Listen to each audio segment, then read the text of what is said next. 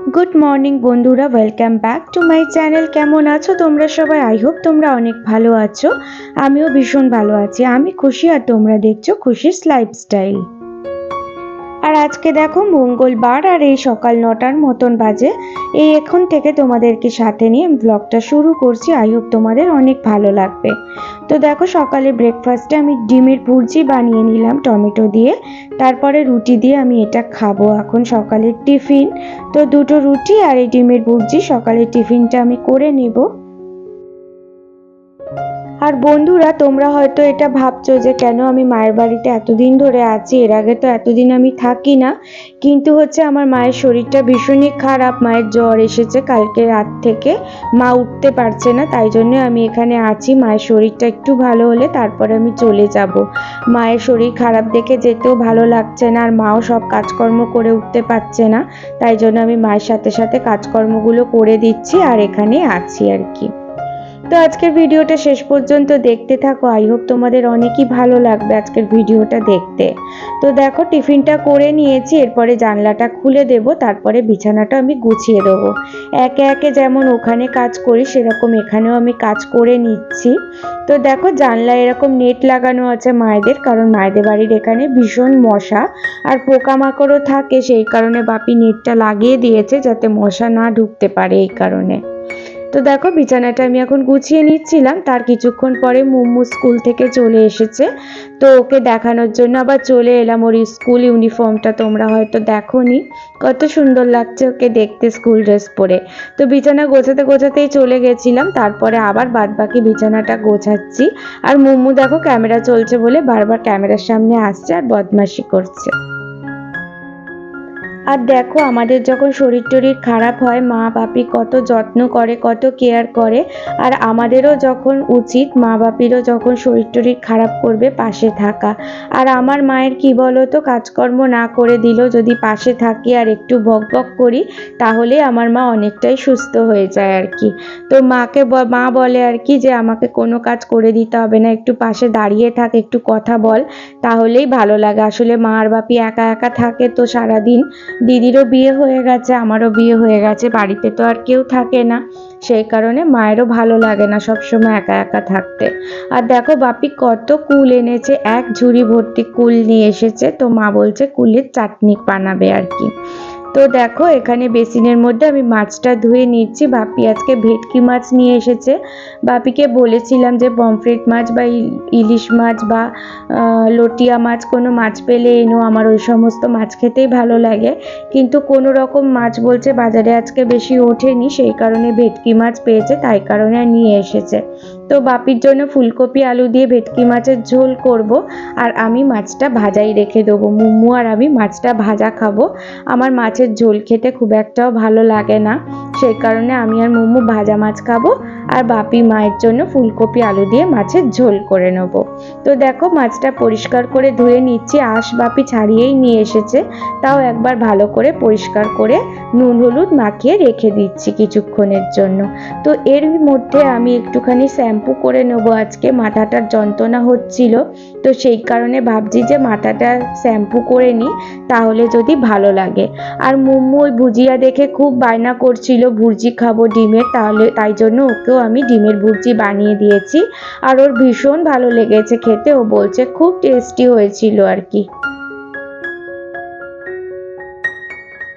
এরই মধ্যে দেখো আমি স্নান টান করে চলে এসেছি, তাই ভাবছি যে একেবারে স্নান করে তারপরে রান্নার দিকে যাব। একবার রান্না শুরু করলে কি বলো তো আর এত দেরি হয়ে যাবে, তো স্নান করতেও দেরি হয়ে যাবে। তো সেই কারণে শ্যাম্পু করে নিয়েছি, চুলের মধ্যে একটু সিল্ক অ্যান্ড শাইন লাগিয়ে চুলটা আঁচড়িয়ে নিচ্ছি, তাহলে চুলটা দেখবে অনেকটাই শুকিয়ে যায়। তো চুলটা আঁচড়িয়ে নিয়ে সিঁদুরটা পরে নেব। আর মা বলে নাকি খোলা চুলে সিঁদুর পরতে নেই, সেই কারণে একটা ক্লিপ দিয়ে নিয়েছি চুলের মধ্যে, তারপরে সিঁদুরটা পরে নিচ্ছি। তো কেন বলে তা আমি জানি না, কিন্তু যেহেতু বলে তাই জন্য সেই কথাই মেনে চলি আর কি। এত পর্যন্ত আমার ভিডিওটা যদি কোনো নতুন বন্ধু দেখে থাকো তাহলে আমাকে কমেন্ট করে বলো যে আমার ভিডিওটা তোমাদের কেমন লাগছে। যদি ভালো লাগে লাইক শেয়ার আর চ্যানেলটা সাবস্ক্রাইব করে আমার পাশে থেকো তোমরা। আর জানো তো, যদি তোমরা কমেন্ট করো তাহলে আমার ভিডিও করতে অনেক বেশি মোটিভেট করে।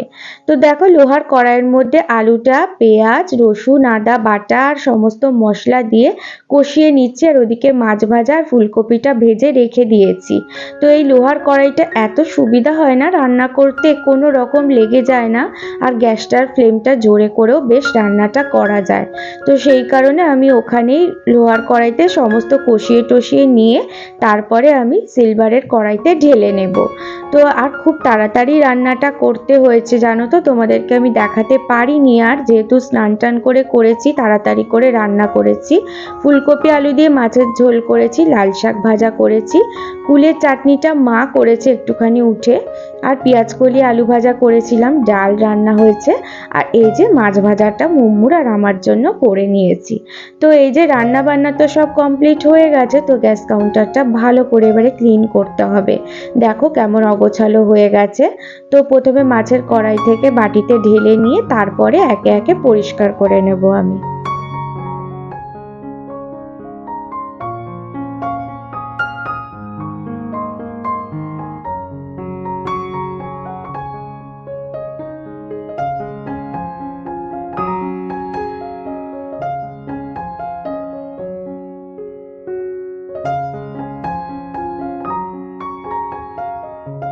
খাবার দাবারগুলো দেখো মিট কেসে রেখে দিচ্ছি গুছিয়ে, খাবার দাবার আমাদের মিট কেসেই থাকে।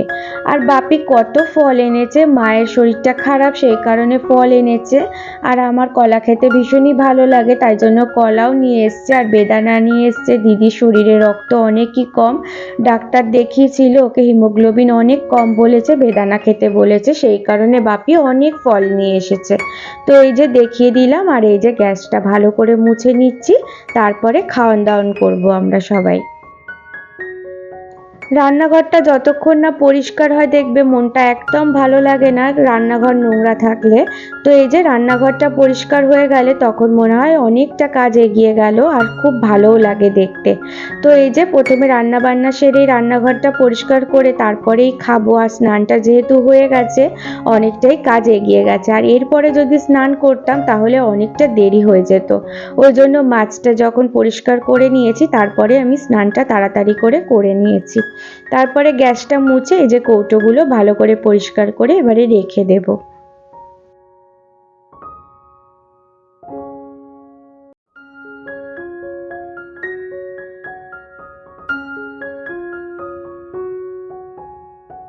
তো এই যে দেখো পুরো পরিষ্কার করে নিয়েছি, কত সুন্দর লাগছে, এবার রান্নাঘরটা দেখতে একদম চকচক করছে, খুব ভালো লাগছে দেখতে। তারপরে এরপরে খাওয়া দাওয়া আমাদের করে নিয়েছি, তারপরে সুশান্তদা কাছ থেকে চলে এসেছিল, তাই জন্য বললাম যে একটুখানি খেয়ে নাও, যেহেতু দুপুরে খাওয়া দাওয়া হয় না, আর দিদিও আজকে ছিল, ওর বিকালে টিউশনটা ছিল না আজকে, তারপরে সন্ধ্যে থেকে আবার পড়ানো আছে, তাই জন্য একটু পরেই বাড়ি চলে যাবে ও। আর দেখো সুশান্তদাও কত ফল নিয়ে এসেছে, চলো তোমাদেরকে দেখাচ্ছি, আজকে যেন ফলের আহার হবে এরকম ব্যাপার। তো এই যে বেদানা আরও নিয়ে এসছে, দিদির শরীর খারাপ, আমিও খাবো, মাও খাবে, সবাই খাবো, সেই কারণে বেদানা নিয়ে এসেছে। আর আমি আছি যেহেতু বলেছি বেদানাটা ছাড়িয়ে দেব, তো দিদির যাতে খেতে সুবিধা হয়, ও বেদানা ছাড়িয়ে খাওয়ার ওর সময় নেই, আর ওর ভালোও লাগে না ছাড়িয়ে নিজে খেতে। তো সেই কারণে আর কত আঙুর ফল নিয়ে এসেছে, আর আঙুর ফলগুলো না ভীষণ মিষ্টি ছিল খেতে, জানো তো, এত মিষ্টি ছিল, খুব ভালো লাগছিল খেতে। তো যাই হোক, আমরা অনেক ফল খেয়েছি, আর দিদিকে বেদানাটাও আমি একটু ছাড়িয়ে দিচ্ছি যাতে ও খায়।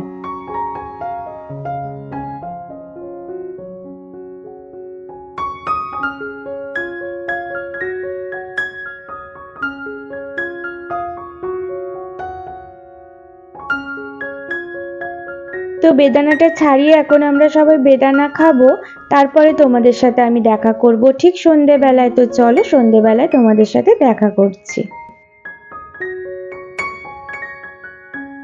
তো দেখো সন্ধেবেলাতে শনটা এসেছে, মাসির ছেলে, ওরও শরীরটা ভালো নেই, গলা ব্যথা জ্বর হয়েছে, ওই জন্য ডক্টর দেখাতে এসেছে এখানে। মাসিও এসেছে মাকেও দেখবে বলে আর শনটাকেও ডাক্তার দেখাবে বলে। আর মুম্মু ঘুমাচ্ছিল, ঘুম থেকে উঠে গেছে, এবারে দিদি ওকে নিয়ে বাড়ি চলে যাবে। তো এখনই 6:30 মতন বাজে, তো আমি চা করে বসিয়ে দিয়েছি আর কি, সবাই চা খাবো এখন সন্ধেবেলাতে। তো এখন কি জানি সিজন হয়েছে নাকি জ্বরের, সবারই জ্বর হচ্ছে। প্রথমে দিদিরও জ্বর হয়েছিল, তারপরে মায়েরও জ্বর এলো, আর সন্তারও জ্বর শুনছি। তো সবাই যেখানেই আছো সাবধানে থেকো, কেন জানি না জ্বর আসছে সবার। তো আমিও অনেকই সাবধানে থাকার চেষ্টা করছি, কিন্তু কি বলতো, জ্বর একটা ভাইরাস, মানে একজনের হলে আরেকজনের হয়ে যায় এরকম। তো চাটা করে সবাই চা খেয়ে নিয়েছি, তারপরে মাসিরাও বাড়ি চলে গেছে। আর ঘরটা অনেকটাই নোংরা হয়ে গিয়েছিল, তাই জন্য আমি ঘরটা একটু ঝাঁট দিয়ে দিচ্ছি।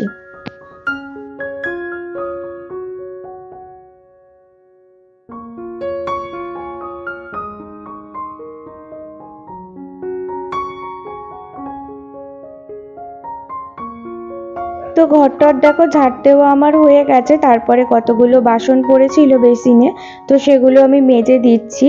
তো এগুলো করে রাখলে অনেকটাই কাজ এগিয়ে যায় সকালে, তাহলে আর মাজতে হয় না। যেগুলো প্রয়োজন লাগে সেগুলো মেজে রাখলে রাত্রিরে, তাহলে সেগুলো সকালে ব্যবহার হয়ে যায়।